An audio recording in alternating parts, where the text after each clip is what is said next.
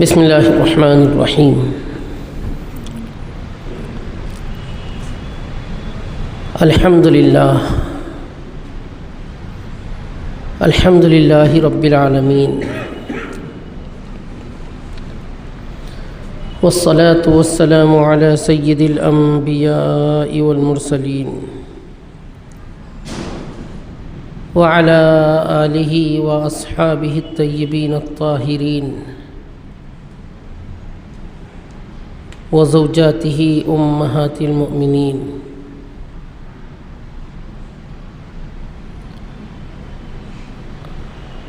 اما بعد،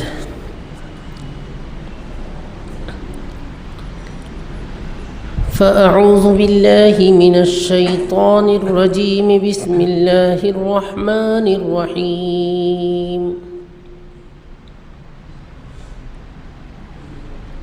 وَيَقُولُ الَّذِينَ كَفَرُوا لَوْلَا أُنزِلَ عَلَيْهِ آيَةٌ مِّن رَّبِّهِ قُلْ إِنَّ اللَّهَ يُضِلُّ مَن يَشَاءُ وَيَهْدِي إِلَيْهِ مَنْ أَنَابَ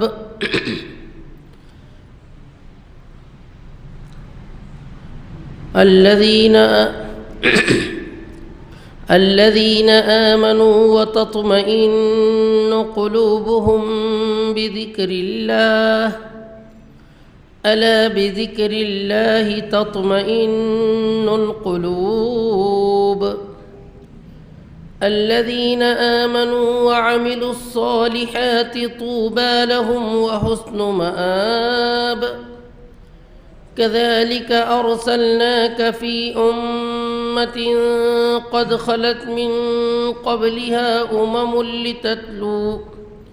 لتتلو عليهم الذي أوحينا إليك وهم يكفرون بالرحمن، قل هو ربي لا إله إلا هو عليه توكلت وإليه متاب۔ ولو أن قرآنا سيرت به الجبال أو قطعت به الأرض أو كلم به الموتى بل لله الأمر جميعا، أفلم ييأس الذين آمنوا أن لو يشاء الله لهدى الناس جميعا، ولا يزال الذين كفروا تصيبهم بما صنعوا قارعة أو تحل قريبا من دارهم حتى يأتي وعد الله، إن الله لا يخلف الميعاد، صدق الله العلي العظيم۔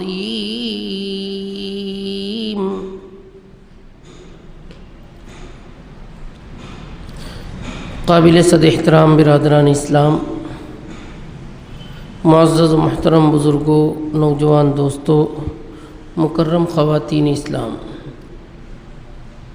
جو تلاوت ابھی ہم نے سنی 13ویں پارے کا 10واں رکوع، سورہ رعد کا 4تھا رکوع۔ اس رکوع میں کل 5 آیات مبارکہ ہیں۔ پہلے ان کا ترجمہ سن لیں، پھر کچھ گفتگو کی جائے گی انشاءاللہ۔ اور کافر لوگ کہتے ہیں کہ کیوں اس پر کوئی نشانی نازل نہیں ہوتی؟ آپ کہہ دیجئے یقیناً اللہ جسے چاہتا ہے گمراہ کرتا ہے اور اپنی طرف راہ دکھاتا ہے اس کو جو اس کی طرف متوجہ ہو۔ وہ ایسے لوگ ہیں جو ایمان لائے اور ان کے دل اللہ کے ذکر سے مطمئن رہتے ہیں۔ اور سن لو، صرف اللہ کے ذکر ہی سے دلوں کو اطمینان حاصل ہوتا ہے۔ جو لوگ ایمان لائے اور اچھے اعمال کیے ان کے لیے خوشحالی ہے اور بہترین انجام انہی کا ہے۔ اسی طرح ہم نے آپ کو رسول بنا کر بھیجا ہے ایسی امت کی طرف کہ ان سے پہلے بہت سی امتیں گزر چکی ہیں، تاکہ آپ ان پر تلاوت کریں اس کتاب کی جو ہم نے آپ کی طرف وحی کی ہے، حالانکہ وہ لوگ رحمان کے ساتھ کفر کرتے ہیں۔ آپ کہہ دیجئے کہ وہی میرا پالنہار ہے، اس کے علاوہ کوئی معبود حقیقی نہیں ہے، میں نے اسی پر بھروسہ کیا اور اسی ہی کی طرف میرا رجوع ہے۔ اور اگر کوئی قرآن ایسا نازل ہوتا جس کے ذریعے سے پہاڑوں کو چلا دیا جاتا یا زمین طے کر دی جاتی یا اس کے ذریعے سے مردوں سے بات کی جاتی، بلکہ تمام معاملات اللہ ہی کے لیے ہیں، کیا ایمان والوں نے کافروں سے اپنے دلوں کو فارغ نہیں کر لیا کہ اللہ جسے چاہتا ہے ہدایت دیتا ہے؟ اگر اللہ چاہتا تو تمام لوگوں کو ہدایت دے دیتا، اور کافروں کو مسلسل ان کے کاموں کی وجہ سے کچھ مصیبتیں کھڑکھڑانے والی پہنچتے رہے گی، یا پھر ان کے قریب کی بستیوں پر اترتی رہے گی، یہاں تک کہ اللہ کا وعدہ آ جائے۔ بلا شبہ اللہ وعدہ خلافی نہیں کرتے۔ یہ پورے رکوع مبارکہ کا ترجمہ ہوا۔ شریکان مجلس، سورہ رعد کے پہلے رکوع میں اللہ پاک نے لوگوں کی دو قسمیں بیان کی تھیں۔ ان میں سے کافروں کا یہی اعتراض جو آج کی پہلی آیت میں ہے، سورہ کی 7ویں آیت میں بھی موجود ہے، وہاں ایک جواب ان کا دے دیا گیا تھا، اب دوسرا جواب یہاں اس رکوع میں اور بہترین طریقے سے دیا جا رہا ہے۔ کافروں کا یہ اعتراض تھا کہ اگر یہ نبی ہے تو ایسا کوئی معجزہ لا کر کیوں نہیں بتاتا جو ہم کہتے ہیں، ہماری فرمائش کے مطابق کوئی نشانی اور کوئی آیت اس پر کیوں نہیں آتی؟ اس کا تفصیلی جواب پہلے دوسرے رکوع میں 7ویں آیت میں دیا جا چکا ہے۔ معجزہ ظاہر کرنا یہ نبی کا اپنا اختیاری نہیں ہوتا، بلکہ یہ اللہ پاک کا کام ہوتا ہے۔ اللہ پاک کی جیسی مرضی اور مصلحت ہوتی ہے وہ ایسا معجزہ نبی یہ وقت کے ہاتھ سے ظاہر فرماتا ہے۔ رہ گئی بات حضور اکرم صلی اللہ علیہ وسلم سے معجزات ظاہر ہونے کی، تو پیارے نبی علیہ الصلاۃ سے انگنت بے شمار معجزات ظاہر ہوئے، اور صرف آپ ہی سے نہیں، اللہ تبارک و تعالی نے تمام انبیاء کرام علیہم الصلاۃ کے ہاتھوں سے اپنے اپنے وقت کے مطابق ایسے معجزات ظاہر کیے جو واقعی معجزہ تھا۔ معجزہ یعنی عام لوگ اس کے کرنے سے عاجز ہو جائیں۔ حضور اکرم صلی اللہ علیہ وسلم کو سب سے بڑا معجزہ دیا گیا قرآن کریم کی شکل میں۔ قرآن کریم ایک ایسی کتاب ہے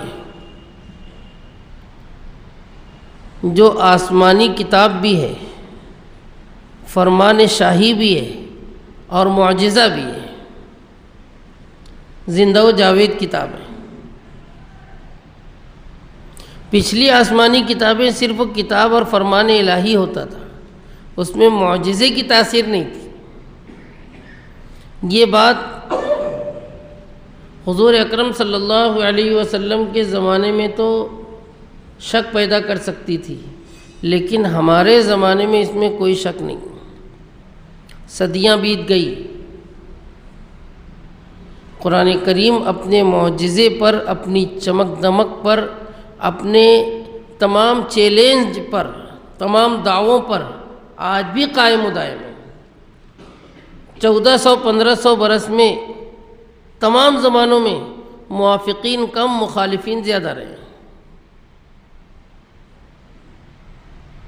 لیکن آج تک قرآن کریم کے مقابلے میں دشمنوں کا جم غفیر بھی کلام پیش نہیں کر سکا۔ اللہ نے چیلنج کیا ہے، لَئِنِ اجْتَمَعَتِ الْإِنسُ وَالْجِنُّ عَلَىٰ أَن يَأْتُوا بِمِثْلِ هَذَا الْقُرْآنِ لَا يَأْتُونَ بِمِثْلِهِ۔ تمام انسان جنات جمع ہو کر بھی اس جیسا قرآن لانا چاہے نہیں لا سکتے۔ رہ گئی بات فرمائشی معجزے کی، تو فرمائشی معجزے کے تعلق سے یہ بات پہلے بھی بتایا جا چکا ہے کہ عام طور پر فرمائش کرنے والوں کی نیت صحیح نہیں ہوتی، صرف وہ تماشا بھی نہیں ہوتا ہے، ہٹ دھرمی اور ضد ہوتی ہے، ورنہ وہ لوگ جو چاہتے ہیں اگر عقل سلیم ہوتی تو بغیر فرمائش کے ایمان قبول کر لیتے۔ اطاعت اور فرما برداری کے لیے معجزات موجود ہیں، اور یہ بات صرف زبانی نہیں ہے، تجربے سے بھی ثابت ہوئی۔ حضرت صالح علیہ السلام کی قوم نے اصرار کیا تھا، ضد کیا تھا کہ اگر آپ اللہ کے نبی ہو تو پہاڑ سے ہمیں اونٹنی پیدا کر کے بتائیے، پتھر میں سے اونٹنی زندہ نکال کر بتائیے۔ فرمائش پوری ہوئی، معجزہ ظاہر ہوا، اور بالکل واضح بات تھی کہ معجزہ ہے، اس میں کسی کو شک و شبہ ہی نہیں ہے۔ اس اونٹنی میں علامتیں اور نشانیاں بھی ایسی ایسی تھی کہ عقل والا ہمت نہیں کرتا مخالفت کرنے کی، لیکن اس معجزے کے ظاہر ہونے کے باوجود پوری قوم میں سے ایک بھی ایمان نہیں لایا۔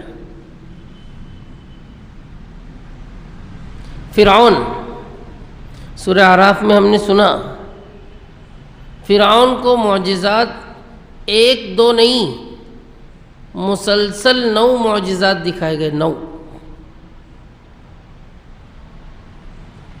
لیکن اس کی قوم میں سے کسی نے بھی ایمان قبول نہیں کیا۔ صرف ان جادوگروں کے علاوہ جو غیر جانبدار تھے، وہ فرعون کی قوم سے نہیں تھے، وہ دوسرے علاقوں سے جادوگر بلائے گئے تھے۔ جب ان کو حقانیت معلوم ہوئی کہ یہ کسی انسان کا کام ہے ہی نہیں تو فوراً اللہ پر ایمان لے آئے، مگر فرعونیوں میں سے کوئی ایمان قبول کرنے کو راضی نہیں۔ حضرت عیسیٰ علیہ السلام سے فرمائش کیے کہ آسمان سے دسترخوان اتار کر بتاؤ، مائدہ اتار کر بتاؤ۔ نازل ہو گیا، اللہ نے پہلے ہی دھمکی دے دیا تھا کہ نازل تو کر دوں گا، لیکن اس کے بعد اگر انکار کیے تو ایسی سزا ملے گی کہ دنیا والوں میں سے کسی کو نہ ملی۔ مشرکین مکہ بھی آپ صلی اللہ علیہ وسلم سے فرمائشات کرتے تھے، خواہشات کرتے تھے، تو اللہ نے پہلے اطمینان بخش اور مدلل ان کو جواب دیا۔ آج کی پہلی آیت مبارکہ میں اللہ پاک کہہ رہے ہیں کہ ہدایت کے لیے یہ بات ضروری نہیں ہے کہ ان کو فرمائشی معجزات دکھا دیے جائیں، بلکہ ہدایت کا دار و مدار اس پر ہے کہ بلا شبہ اللہ گمراہ کرتا ہے جس کو چاہتا ہے، اور جو اللہ کی طرف مائل ہوتا ہے، متوجہ ہوتا ہے، اللہ اس کی رہبری کرتے ہیں، اس کو ہدایت دے دیتے ہیں، اس کو صحیح راستے پر لے آتے ہیں۔ مختصر سا جملہ ہے لیکن جامع ہے۔ پہلے ٹکڑے کا مطلب مفسرین نے 2 بیان کیا ہے۔ من یشاء، ایک جملہ آسان ہے جو ترجمہ کیا گیا کہ اللہ جس کو چاہتا ہے گمراہ کر دیتا ہے، یعنی اللہ جس کے بارے میں ہدایت دینا نہ چاہیں وہ تمام دلائل کو دیکھ کر بھی اندھا بنا رہتا ہے۔ دوسرا مطلب مفسرین نے بیان کیا ہے کہ من یشاء سے مراد ہے چاہنے والا، یعنی انسان اور جنات جو گمراہی چاہتے ہیں اللہ انہیں گمراہی رکھتے ہیں۔ دوسرا جملہ اس کی وضاحت کر رہا ہے کہ جو اللہ کی طرف جھک جاتے ہیں، مائل ہو جاتے ہیں، تو اللہ ان کو ہدایت پر لے آتا ہے۔ یعنی اصل و بنیاد یہ ہے کہ بندے کے اندر خود تڑپ ہونا چاہیے، طلب ہونا چاہیے۔ جو طالب ہدایت ہوتا ہے اللہ اس کو ہدایت دیتے ہیں، جو طالب گمراہی ہوتا ہے اسے اللہ گمراہ کر دیتے ہیں۔ اب اگر دیکھنا ہے، معجزہ ہی دیکھنا ہے یا راہ ہدایت دیکھنا ہے، تو دوسری آیت مبارکہ میں اللہ پاک کہہ رہے ہیں کہ ایمان والوں کو دیکھو، جو لوگ ایمان لے آئے اور ان کے قلوب اللہ کے ذکر سے مطمئن رہتے ہیں۔ یعنی یہ تو سوچو، یہ تو غور کرو کہ انہوں نے کیوں ہدایت کی راہ کو اپنا لیا، ان کو ہدایت کہاں سے مل گئی۔ جو اللہ کی طرف مائل ہوتے ہیں، متوجہ ہوتے ہیں، یہ لوگ ہیں ایمان لے آنے والے، اور اللہ کے ذکر سے ان کے دلوں کو اطمینان حاصل ہوتا ہے۔ اللہ کے ذکر سے مراد تمام اذکار بھی ہو سکتے ہیں، اور اللہ کا ذکر سب سے عظیم اور سب سے بڑا ہے قرآن کریم۔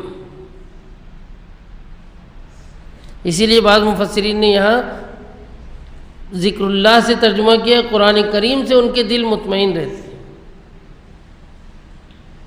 یعنی اسی ہدایت کی کتاب پر یہ لوگ ایمان لا کر مطمئن ہو گئے، کامیاب ہو گئے۔ پھر اللہ تنبیہ کے ساتھ کہتے ہیں کہ سن لو، دھیان دو، توجہ دو۔ اللہ عربی زبان میں تاکید اور تنبیہ کے لیے آتا ہے، چوکنے ہو جاؤ۔ اللہ ہی کے ذکر سے دلوں کو اطمینان حاصل ہوتا ہے۔ بڑا قیمتی اور بڑا جامع جملہ ہے، بڑا تفصیل طلب ہے۔ مختصراً یہ سن لیں، سکون اور خاص طور پر دل کا سکون اللہ کے غیب کا وہ خزانہ ہے جو اللہ پاک ہی محض اپنے فضل و کرم سے عطا فرماتا ہے۔ یہاں اللہ پاک اس کا راز فاش کر رہے ہیں کہ یہ کہاں سے ملے گا۔ انسان کہیں اور تلاش کرتا ہے۔ ہم راحت و آرام کے لیے طرح طرح کے انتظامات کریں گے، سواریاں خریدیں گے، مکان بنائیں گے، مکان میں راحت کے لیے اچھی اچھی چیزیں نصب کریں گے، آرام کے لیے نرم نرم بستروں کا انتظام کریں گے۔ لیکن اگر دلوں میں اطمینان نہ ہو، یہ ساری چیزیں صرف اسباب راحت ہے، راحت نہیں پہنچاتی۔ اور جب اللہ پاک دلوں کو اطمینان عطا فرماتا ہے تو پھر بوریے پر بھی انسان انتہائی سکون اور راحت محسوس کرتا ہے۔ اللہ کے ذکر کے ذریعے دلوں کو اطمینان حاصل ہوتا ہے۔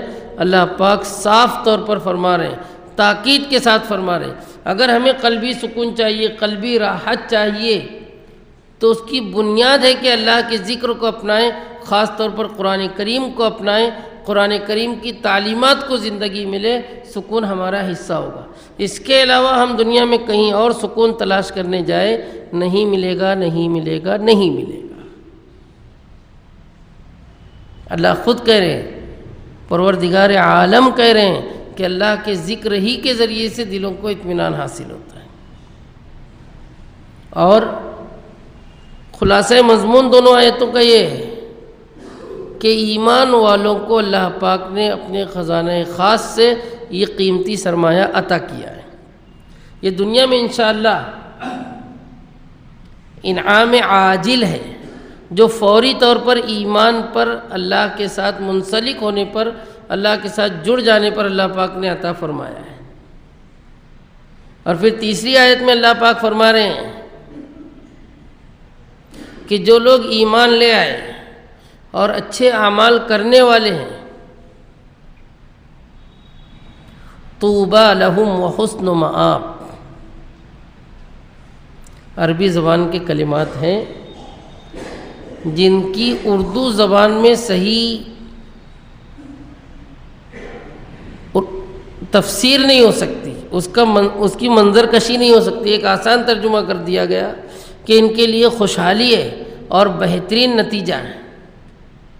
بعض مفسرین نے لکھا ہے کہ انہی کے لیے بہترین انجام ہے جو جنت الفردوس ہوگا۔ طوبیٰ لہم عربی زبان کا لفظ ہے جس کا مطلب یہ کہ سب سے بہترین اچھائی انہی کے لیے، حسن مآب لوٹنے کی جو سب سے بہترین جگہ ہو سکتی ہے وہ انہی کے لیے۔ ایمان والوں کو اللہ پاک بشارت دے رہے ہیں، خوشخبری دے رہے ہیں کہ جو لوگ ایمان لے آئے اور اچھے اعمال کیے، اچھے اعمال سے مراد یہی ہے کہ قرآن کریم سے منسلک ہو گئے، ان کی تعلیمات پر عمل پیرا ہو گئے، نبی اکرم صلی اللہ علیہ وسلم پر ایمان لانے کے بعد آپ کے احکامات اور آپ کی ہدایت کے مطابق اپنی زندگی کو صحیح سانچے میں ڈھال لیا۔ بڑا مزدہ بشارت اللہ پاک سنا رہے ہیں کہ ان کے لیے بہت بہترین ٹھکانہ بھی ہے، انجام بھی بہت بہترین ہے۔ چوتھی آیت مبارکہ میں حضور اکرم صلی اللہ علیہ وسلم سے اللہ پاک فرما رہے ہیں کہ ہم نے آپ کو ایک ایسی امت کی طرف مبعوث کیا ہے، رسول بنا کر بھیجا ہے کہ ان سے پہلے بہت سی امتیں گزر چکی ہیں۔ ہم سب جانتے ہیں کہ یہ امت آخری امت ہے۔ حضور اکرم صلی اللہ علیہ وسلم ایسی حالت میں رسول بنا کر بھیجے گئے کہ پورا عرب نہیں، پوری دنیا اپنے معبود حقیقی کو فراموش کر چکی تھی، بے انتہا شفیق و رحیم رب کو بھول چکی تھی۔ اتر کر حرا سے سوئے قوم آیا اور ایک نسخہ کیمیا ساتھ لایا۔ غار حرا سے آغاز ہوا۔ حضور اکرم صلی اللہ علیہ وسلم نے صرف امت کی طرف نہیں بلکہ پوری انسانیت کی طرف کامیابی کی راہ اور تعلیمات لے کر آئی۔ اللہ پاک کہہ رہے ہیں کہ ہم نے اس امت کی طرف آپ کو بھیجا ہے، ان سے پہلے تمام امتیں گزر چکی ہے۔ بھیجنے کا ایک عظیم مقصد یہ ہے کہ جو وحی ہم نے آپ کی طرف بھیجی ہے آپ اس کی تلاوت ان پر کرو۔ ہر نبی کا مقصد ہوتا ہے آسمانی کتاب کی تلاوت کرنا۔ تلاوت کا مطلب ہم اچھی طرح سمجھ لیں، تلاوت ہمارے ذہنوں میں صرف یہ ہے کہ پڑھنا۔ نبی اکرم صلی اللہ علیہ وسلم کی صفات قرآن کریم میں کئی جگہ اللہ نے بیان کی ہے۔ یتلو علیہم آیاتی، یتلو علیہم آیاتی کا ویعلمہم الکتاب۔ پچھلے انبیاء کی بھی صفات تھی، پچھلی قوموں کے نیک افراد کی بھی صفات اللہ نے بیان کی۔ الذین آتیناہم الکتاب یتلونہ حق تلاوتی۔ تلاوت کا مفہوم یہ ہے کہ اللہ کے کلام کو پڑھا جائے، اس کو سنا جائے، اس پر توجہ دی جائے اور اس کو عملی زندگی میں اس کی اقتداء کی جائے، اتباع کی جائے۔ یہ پورا تلاوت کا مفہوم ہے۔ اس لیے عربی زبان میں کسی کا خط آیا اور ہم پڑھ لیے، اس کے لیے یہ لفظ استعمال نہیں ہوتا تلوت کتابک، تلوت رقعتک۔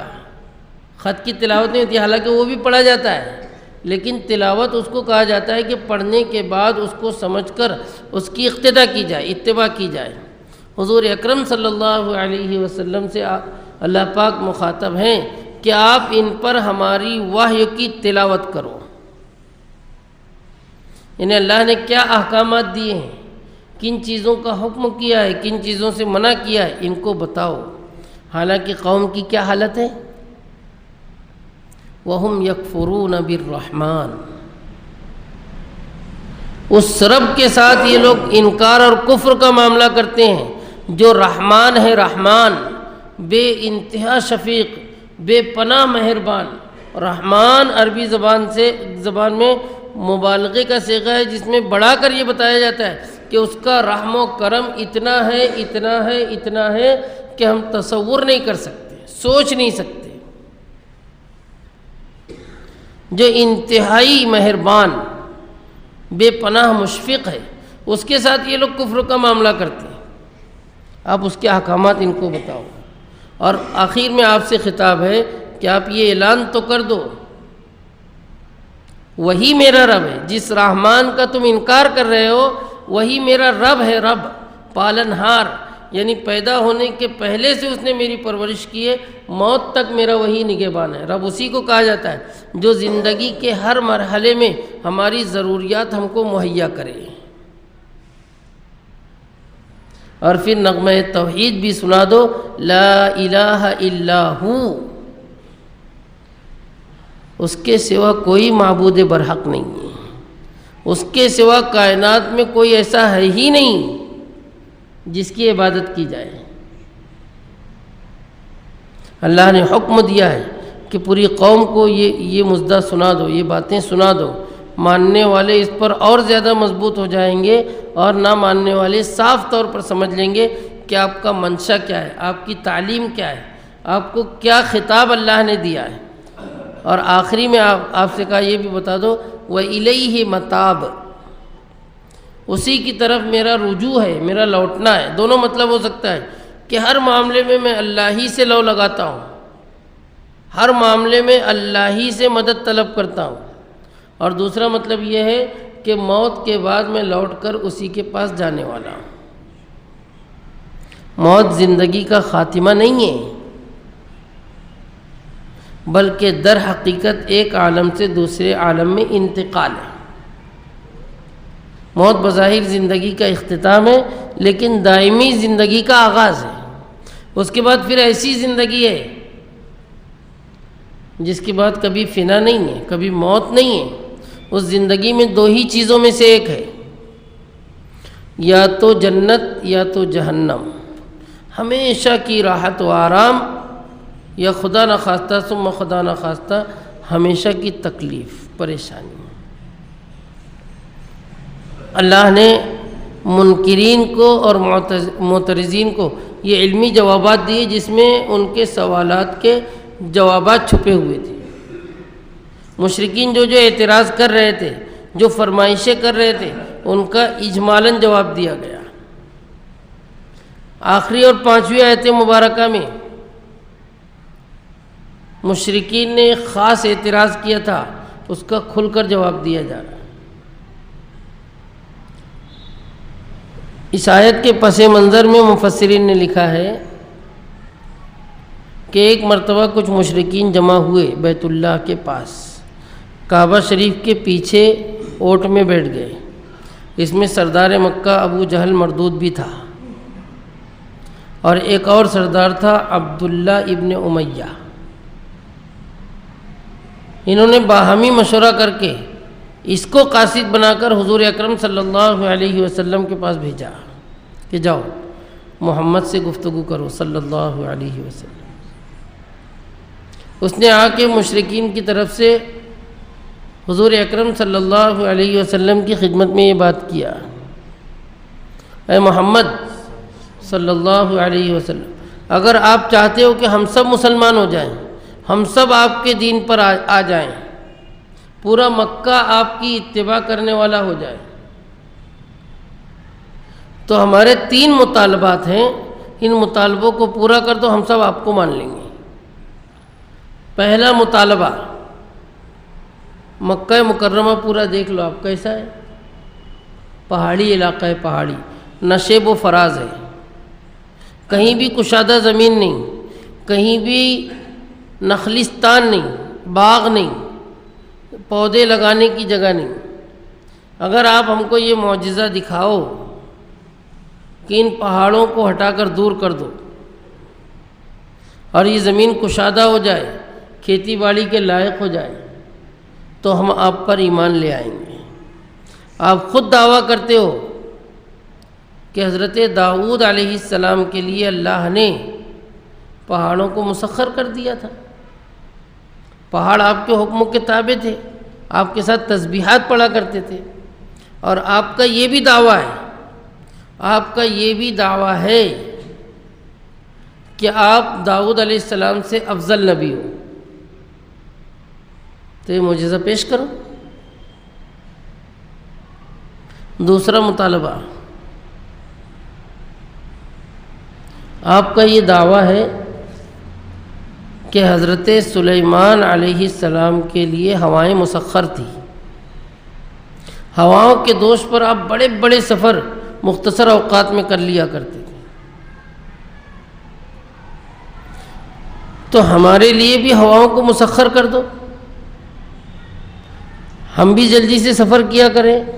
6 مہینے لگتے ہیں ملک شام جانے میں، 8 مہینے لگتے ہیں یمن جانے میں، جا کر آتے ہیں تو 2 سال کا وقفہ لگتا ہے۔ اگر آپ یہ معجزہ دکھا دو ہمارے تجارتی سفر بہت آسان ہو جائیں، ہواؤں کو مسخر کر کے تابع کر لیا جائے، جبکہ آپ کا خود دعویٰ ہے کہ حضرت سلیمان علیہ السلام کے ساتھ اللہ نے یہ معجزہ دیا تھا۔ تیسرا مطالبہ، حضرت عیسیٰ علیہ السلام مردوں کو زندہ کر دیا کرتے تھے، ان سے بات چیت کیا کرتے تھے۔ کچھ مردے ایسے بھی ہوئے ہیں مر جانے کے بعد حضرت عیسیٰ علیہ السلام نے بطور معجزہ زندہ کیا،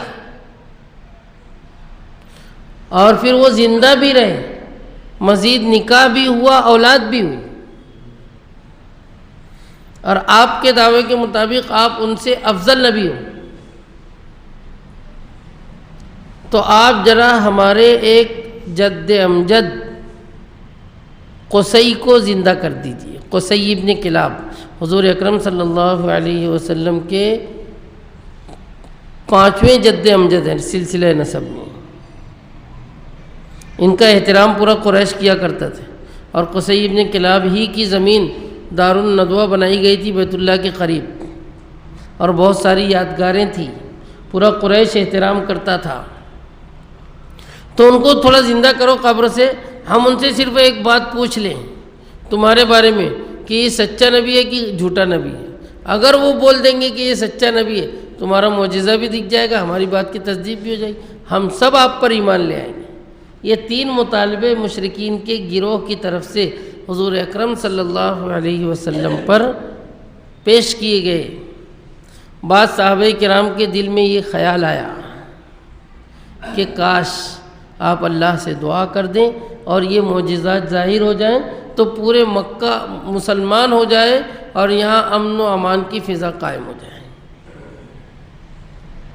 اللہ نے یہ آیت مبارکہ نازل فرمائی، وَلَوْ أَنَّ قُرْآنًا سُيِّرَتْ بِهِ الْجِبَالُ، اگر تم ان کو ایسا معجزہ بھی لا کر دو، ایسا قرآن بھی لا کر دو جس کے ذریعے پہاڑ چلا دیے جائیں، یا اس کے ذریعے زمین قطع کر دی جائے۔ زمین قطع کر دی جائے کا دونوں مطلب ہے کہ بہت جلدی سے سفر اس سے ہو جائے، یا پھر زمین پھٹ جائے، اس میں سے نہریں نکل جائیں، یا اس کے ذریعے سے مردوں کو زندہ کر دیا جائے۔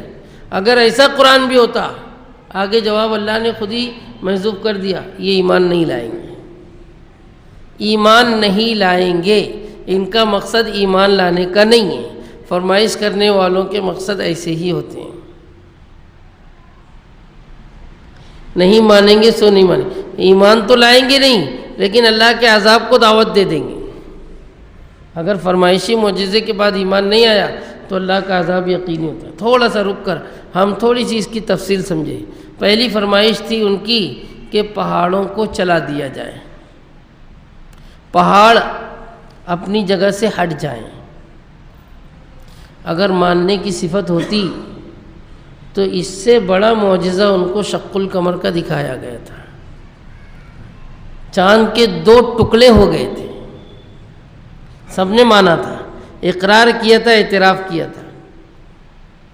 دوسرا مطالبہ ان کا تھا کہ حضرت سلیمان علیہ السلام کا تخت سلیمانی بہت تیزی سے سفر کیا کرتا تھا۔ پیارے نبی صلی اللہ علیہ وسلم کو اللہ نے ایک معجزہ دیا تھا، اس معجزے میں آپ کی سواری کی رفتار تخت سلیمانی سے کہیں زیادہ تھی۔ معراج کے سفر میں آپ ایک ہی شب میں مکہ مکرمہ سے بیت المقدس بیت المقدس سے پہلا آسمان، دوسرا آسمان، تیسرا آسمان، چوتھا آسمان، ساتوں آسمان پہ جا کر پھر واپس بھی صبح سے پہلے لوٹ آئے۔ دوسرے دن انہوں نے بطور امتحان پوچھا بھی کہ چلو کیا کیا دیکھے سفر میں بتاؤ۔ ایک ایک علامتیں اور نشانیاں ایسی بتائی جیسے بیت المقدس سامنے ہو، فلسطین کا منظر سامنے ہو۔ مخالف ہونے کے باوجود سب نے تسلیم کیا۔ تیسرا مطالبہ ان کا یہ تھا کہ مردوں سے بات کر کے بتاؤ، ایک مردہ زندہ ہو جائے اور گفتگو کرے۔ حضرت عیسیٰ علیہ السلام نے یہ معجزے کئی مرتبہ دکھائے، لیکن اس سے زیادہ حیران کن معجزہ یہ ہے کہ کنکری بول رہی ہے محمد الرسول اللہ۔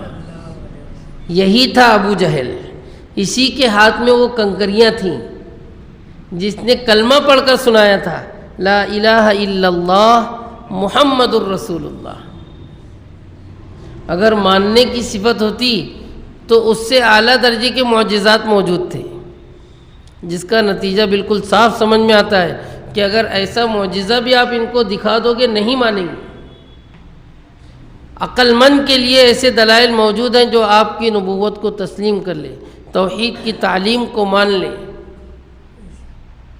اللہ نے تینوں باتوں کے بارے میں کہا ہے کہ قرآن اگر ایسا ہوتا کہ پہاڑ چل جاتے یا اس سے زمین کی مسافت طے ہو جاتی یا مردوں سے کلام ہو جاتا تب بھی یہ لوگ ایمان نہیں لاتے۔ رہ گئے یہ تمہارے صحابہ کرام رضی اللہ عنہم، جن کے دلوں میں یہ خیال آ رہا ہے کہ کاش یہ معجزات ہو جائیں تاکہ سب مسلمان ہو جائیں۔ تو اللہ کہہ رہے ہیں کہ کیا ان کو ابھی بھی ان کے ایمان کی آس ہے؟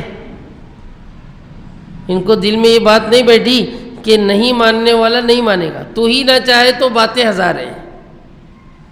ایمان والوں کو اللہ مایوس کر رہے ہیں کہ ان کے ایمان کی زیادہ ہوس مت کرو، یہ نہیں ماننے والی قوم ہے، اور ان کو معلوم ہونا چاہیے تمہارا تو ایمان ہے، یقین ہے۔ اگر اللہ چاہتے تو تمام لوگوں کو مجبور کر کے ہدایت دے دیتے، لیکن اللہ نے اپنی مصلحت سے کچھ لوگوں کو ہدایت پر اور کچھ لوگوں کو گمراہی پر رکھا ہے ان کے اعمال کی وجہ سے۔ پہلی آیت میں اشارہ کر دیا گیا، جو گمراہی کا طالب ہوگا اللہ اس کو گمراہی رکھیں گے، اور جو ہدایت کا طالب ہوگا اللہ پاک ہدایت دیں گے۔ ایمان والوں کو اس پر مطمئن رہنا چاہیے، اپنے دل کو فارغ رکھنا چاہیے کہ جس کے مقدر میں ہدایت ہے اس کو تھوڑی سی نصیحت بھی کافی ہوتی ہے، ہلکا سا اشارہ بھی اس کو ہدایت پر لانے کے لیے کافی اور شافی اور وافی ہوتا ہے۔ اور جس کے حق میں ہدایت نہیں ہے، جو گمراہی کی ٹھان لیا ہے، وہ کسی حال میں نہیں مانے گا، نہیں مانے گا، نہیں مانے گا۔ یہی ابو جہل تھا جس کے ہاتھ میں کنکری نے کلمہ شہادت پڑھی تھی، لیکن اس نے پہلے ہی طے کر رکھا تھا کہ بنو ہاشم سے ہمارا مقابلہ اور دشمنی ہے۔ آج تک ہر معاملے میں ہم تقابل کرتے رہے، کبھی وہ جیتتے رہے کبھی ہم جیتتے رہے، لیکن اب نبی ہونے کا یہ مقابلہ ایسا ہے یہ تو ہم نہیں کر سکتے۔ کسی کو نبی اپنے خاندان میں بنا دے یہ تو نہیں ہو سکتا، البتہ ہم اتنا کام ضرور کریں گے کہ ان پر ایمان نہیں لائیں گے، ان کی مخالفت کرتے رہیں۔ پہلے سے اس نے طے کر لیا تھا ہم نہیں مانیں گے سو نہیں مانیں گے۔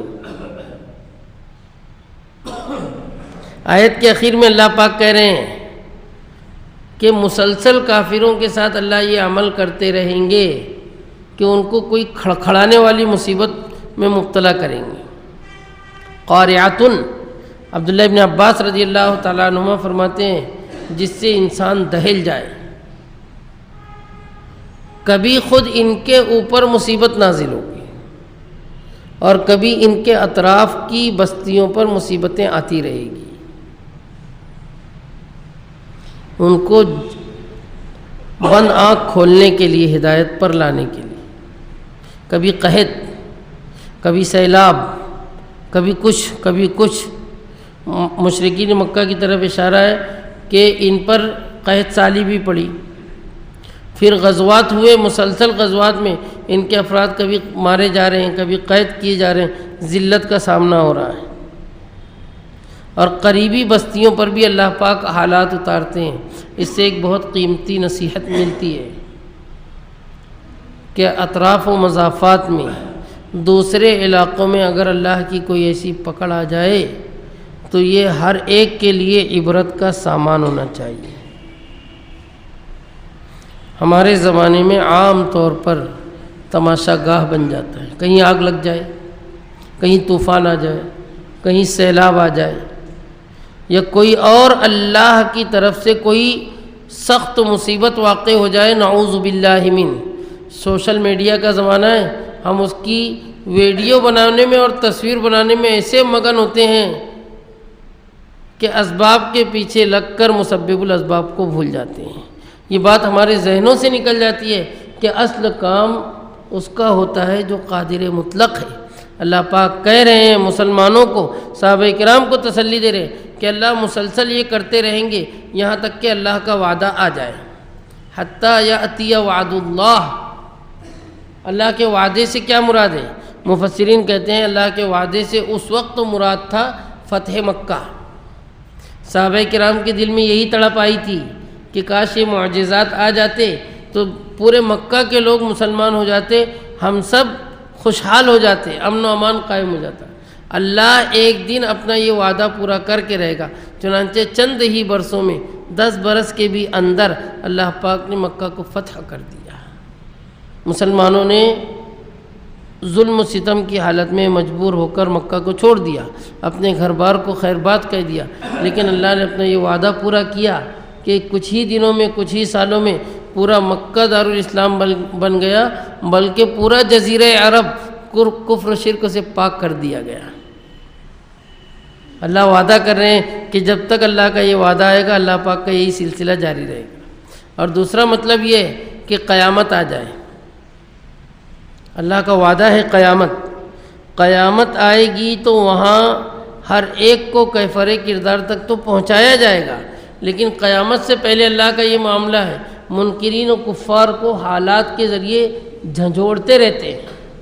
ایسے ہی ایمان والوں کو بھی نیند سے بیدار کرتے رہتے ہیں جو غفلت کی چادر اوڑھ لیتے ہیں کہ دیکھو اللہ پاک قادر مطلق ہیں، وہ حالات ڈال سکتے ہیں، تم کو بھی تباہ کر سکتے ہیں، تم کو بھی برباد کر سکتے ہیں۔ آخری جملے میں اللہ پاک کہہ رہے ہیں کہ اللہ وعدہ خلافی نہیں کرتے۔ اللہ پاک تو قادر مطلق ہے، جو کرنا چاہیں فوراً کر سکتے ہیں، لیکن اس کی کچھ مصلحتیں ہوتی ہیں، کچھ حکمتیں ہوتی ہیں۔ اب انشاءاللہ آئندہ رکوع میں بیان ہو رہا ہے کہ اللہ پاک مہلت سے کام لیتے ہیں، فوری طور پر گناہ گاروں کو سزا نہیں دیتے۔ کبھی کبھی ہلانے والے حالات ڈال کر اللہ پاک گمراہ لوگوں کو ہدایت کی راہ دیتے ہیں۔ اللہ پاک کا یہ فضل و کرم ہے، رحم و کرم ہے کہ بھٹکے ہوئے کو بھی فوری سزا دے کر ان کو جہنم رسید نہیں کرتے، بلکہ ان کو موقع دیتے ہیں، اوقات دیتے ہیں کہ یہ لوگ صحیح راستے پر آ جائیں۔ یہ پورے رکوع کا مختصراً خلاصہ و تفسیر ہوئی۔ اللہ پاک محض اپنے فضل و کرم سے ہمیں ہدایت یافتہ لوگوں کے زمرے میں شامل فرمائے، گمراہوں کے طبقے سے ہم سب کی حفاظت فرمائے۔ آمین ثم آمین۔ وآخر دعوانا ان الحمد للہ رب العالمین۔ بسم اللہ الرحمن الرحیم۔ اللہم انا نسألک بأن لک الحمد۔ اللہم صل علی محمد وعلی آل محمد وبارک وسلم۔ لا الہ الا اللہ الحلیم الکریم، سبحان اللہ رب العرش العظیم، والحمد للہ رب العالمین۔ نسألک موجبات رحمتک وعزائم مغفرتک والغنیمة من كل بر والسلامة من كل إثم لا تدع لنا ذنبا إلا غفرته ولا هما إلا فرجته ولا مرضا إلا شفيته ولا دينا إلا أديته ولا حاجة هي لك رضا إلا قضيتها يا أرحم الراحمين۔ اللهم إنا نسألك الهدى والتقى والعفاف والغنى. اللهم اهدنا واهد بنا واجعلنا سببا لمن اهتدى. اللهم لا مانع لما أعطيت ولا معطي لما منعت ولا ينفع ذا الجد منك الجد. اللهم اشف مرضانا ومرضى جميع المسلمين وارحم موتانا يا أرحم الراحمين. ربنا اغفر لنا ولوالدينا ولإخواننا الذين سبقونا بالإيمان ولا تجعل في قلوبنا غلا للذين آمنوا ربنا إنك رؤوف رحيم. اللهم وفقنا لما تحب وترضى یا ارحم الراحمین یا رحمان الدنیا والآخرہ. ہم سب پر رحم و کرم فرما، تمام گناہوں کو معاف فرما. اے اللہ ہماری توحید میں ثبات عطا فرما، ایمان پر استقامت عطا فرما، اپنی نافرمانی اور ناراضگی سے ہماری حفاظت فرما. اپنے محبوب صلی اللہ علیہ وسلم کو ہم سب کی جانب سے خوب خوب خوب جزائے خیر عطا فرما. محض اپنے لطف و کرم سے سارے عالم میں ایمان کی عام ہوائیں چلا دیجیے. اے اللہ گمراہوں کو بھی ہدایت سے سرفراز فرمائیے، جن کے مقدر میں آپ کے علم کے مطابق ہدایت نہیں ہے اس زمین کو ان سے پاک فرما دیجیے. محض اپنے فضل و کرم سے ظلم و ستم کا خاتمہ فرمائیے. بالخصوص ہمارے اپنے ملک میں امن و عافیت کی فضا قائم فرمائیے. اے اللہ ظالم حکمرانوں سے ہماری حفاظت فرما. محض اپنے فضل و کرم سے ہماری اس مجمع کے تمام حاضرین و حاضرات کی جائز و نیک تمناؤں کو پوری فرما. اے اللہ جو مقروض ہیں ان کے قرضوں کی ادائیگی کے انتظام فرما. اے اللہ ہمارے بیماروں کو شفائے کامل عاجل دائم عطا فرما. اے اللہ ہم میں سے جن کے والدین اس دنیا سے جا چکے ہیں ان کی مغفرت فرما، ان کے درجات کو بلند فرما. جن کے والدین حیات ہیں ان کو صحت و عافیت عطا فرما. عافیت کے ساتھ ان کا سایہ تا دیر قائم و دائم رکھ. اے اللہ ہمارے تمام اساتذہ و مشائخ پر رحم و کرم فرما، ان کے مرحومین کی مغفرت فرما، ان کے زندہ لوگوں پر فضل و کرم فرما، صحت تامہ کاملہ عاجلہ دائمہ عطا فرما. تمام عالم کے مسلمانوں کی جان و مال عزت و آبرو کی حفاظت فرما. دشمنان اسلام کے شر سے محفوظ فرما. اپنی معرفت سے ہم سب کے قلوب کو مجلہ و مصفہ فرما. پیارے نبی صلی اللہ علیہ وسلم کے دست مبارک سے جام کوثر عطا فرما. مرنے کے بعد ہم سب کے لیے بغیر حساب کتاب کے جنت الفردوس کا داخلہ مقدر فرما.